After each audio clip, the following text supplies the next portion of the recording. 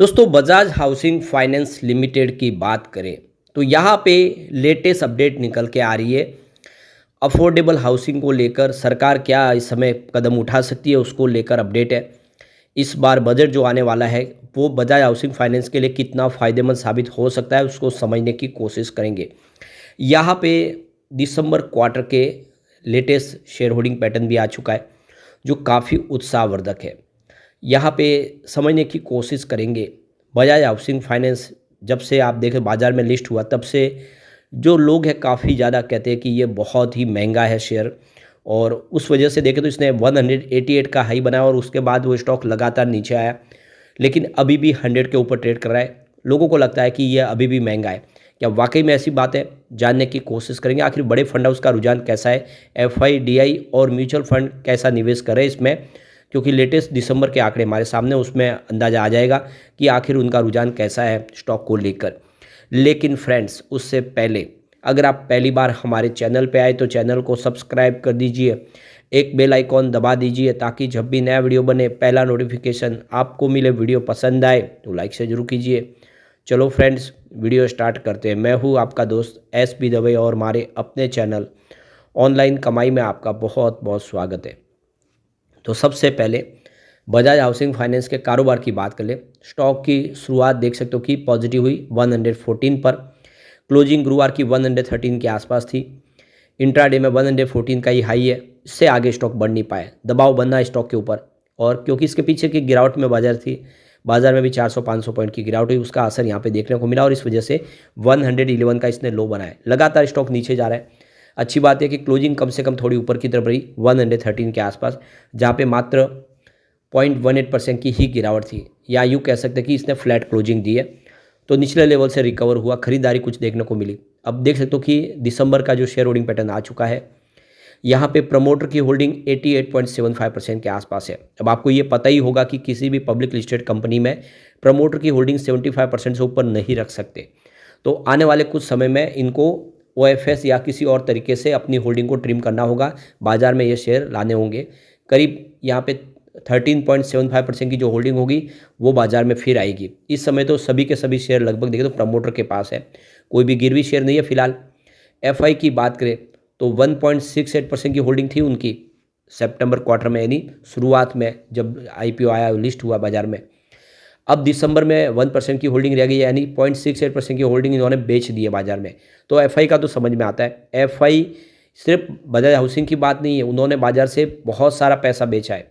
उन्होंने बिकवाली लगातार की है। आप देख सकते हो कि वो पिछले 2-3 महीनों से बाजार में बहुत ज़्यादा बिकवाली कर रहे हैं। इस बार भी उन्होंने लगातार बिकवाली की है, पूरे महीने लगातार उनकी बिकवाली जारी है। और अभी ये होल्डिंग थोड़ी सी ट्रिम हुई है, लेकिन अभी भी निवेश तो बचा है। बात करें DI की तो DI ने भी अपनी होल्डिंग यहाँ पे लगभग आधी कर ली है। 1.81% की होल्डिंग थी सितंबर क्वार्टर में। क्वार्टर 2 में जो 1.81% के आसपास थी, वो देखो कि क्वार्टर 3 में घट के 0.77% पर आ गई, यानी 1% से भी नीचे। तो DI को भी ये स्टॉक इस समय पसंद नहीं आ रहा है, ये बात भी समझ में आ रही है। वो इस निचले लेवल से भी खरीदारी नहीं कर रहे। तो ये स्टॉक देख सकते हो नीचे आने की सबसे बड़ी वजह कि DI ने अपना इन्वेस्टमेंट घटा दिया है। म्यूचुअल फंड ने तो और ज़बरदस्त बिकवाली कर दी है। 1.36% की होल्डिंग थी सितंबर क्वार्टर में, दिसंबर में ये घट के मात्र 0.47% रह गई है। यानी चाहे वो FI हो, DI हो या म्यूचुअल फंड हो, सब ने यहाँ पे बिकवाली कर दी है। कोई यहाँ पे निवेश अपना बढ़ा नहीं रहा है। और ये एक तरह से वजह यह है कि इसका P रेशियो हाई है और इसीलिए लगता है कि ये स्टॉक महंगा है। अब ये शेयर जो बढ़े वो किसके बढ़े? वो जनरल पब्लिक के बढ़े। 7.75% की होल्डिंग थी लिस्टिंग के वक्त सितंबर में, जो इस समय देख सकते हो 9.48% पर आ गई है। तो लगभग 10% के आसपास होल्डिंग होती हुई जनरल पब्लिक की दिखाई देगी। तो यही सबसे बड़ी प्रॉब्लम है इस समय। अब अफोर्डेबल हाउसिंग को लेकर डिमांड है बाजार में। सरकार से मांग है कि कम से कम इनकम टैक्स है उसकी जो दर है वो 15% से कम कर दी जाए।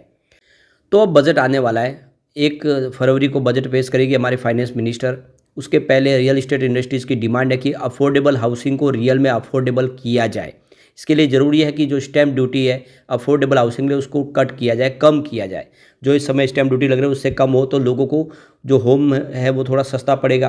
टैक्स में राहत देनी चाहिए।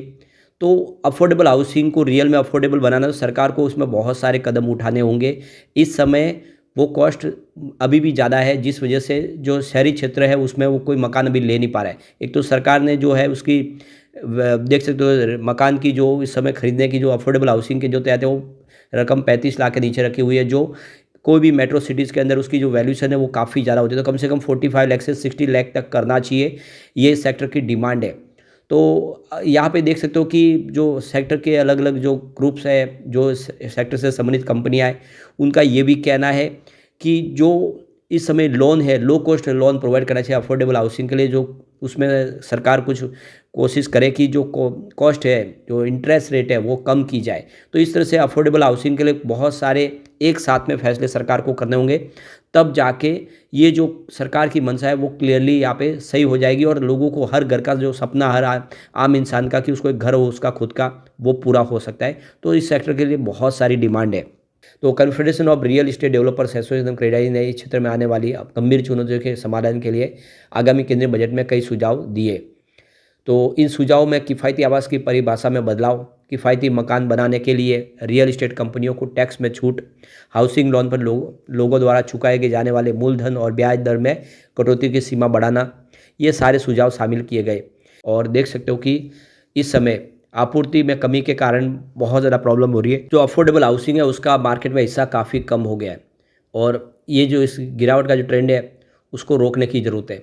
और ये देख सकते हो कि इस समय ये सेक्टर जो चाहता है कि सरकार कुछ बढ़ के कुछ बड़े कदम उठाए। तो सरकार अगर इस बार जो प्रस्ताव दिए गए वो मान लेती है तो आने वाले समय में कुछ फ़ायदा हो सकता है। बजट में क्या क्या प्रावधान किए जाते हैं वो देखने वाली बात होगी। फिलहाल इसके अगर हम फंडामेंटल देखें तो मार्केट कैप इसका 94,441.18 करोड़ के आसपास है। नंबर ऑफ शेयर इसके 832.81 करोड़ है। इसका पीबी 5.03 का है। ऑपरेटिंग रिवेन्यू 7,617.31 करोड़ के आसपास है। प्रमोटर होल्डिंग 88.75% है। सेल्स ग्रोथ अगर देखें तो इसका तो 34.47 का है। इसका आरओसी 9.42% है और एडवांसेज देखें तो 79,300.75 करोड़ के आसपास है। इसका पी रेशियो 54.55 का। यही सबसे बड़ी प्रॉब्लम है। दूसरी जो पेयर कंपनी है उनका पी रेशियो 20-25 से नीचे है। ये इसीलिए महंगा लगता है स्टॉक। अब इसकी फेस वैल्यू 10 रुपीज़ की है। बुक वैल्यू TTM देखें तो 22.56 रुपीज़ की इसकी बुक वैल्यू है और उस बुक वैल्यू से स्टॉक फिलहाल तो अभी प्रीमियम में ही ट्रेड कर रहा है। नेट प्रॉफिट इसका 1,731.22 करोड़ के आसपास है। बात करें इसके EPS की तो 2.08 रुपीज़ का इसका EPS है। इसके ROE की बात करें तो 15.23% का इसका ROE हमें देखने को मिल रहा है। और हमें प्रॉफिट ग्रोथ की बात कर ले तो देख सकते हैं कि 37.64% का इसका प्रॉफिट ग्रोथ है। तो कुल मिला के देख सकते हैं कि फंडामेंटल तो अच्छे हैं, प्रॉब्लम एक ही है कि इसका पी रेशियो हाई है दूसरी कंपनियों की तुलना में। लेकिन अब रिजल्ट भी आने वाला हमारे सामने Q3 का।